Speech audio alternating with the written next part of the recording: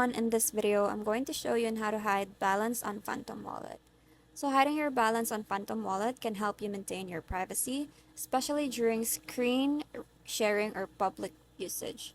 Phantom Wallet doesn't have a dedicated hide balance feature at the time of writing, but here are some methods you can use to obscure your wallet balance.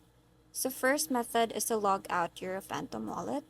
Logging out will prevent others from viewing your wallet details, including your balance.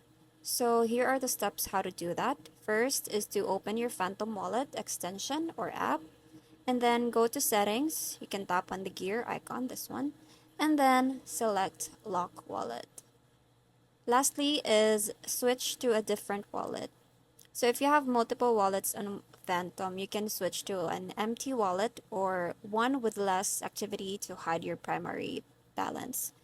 So here are the steps. First is to open your Phantom wallet and then tap on the wallet name at the top and then choose or add connect wallet to create a new one or select an existing one with no funds.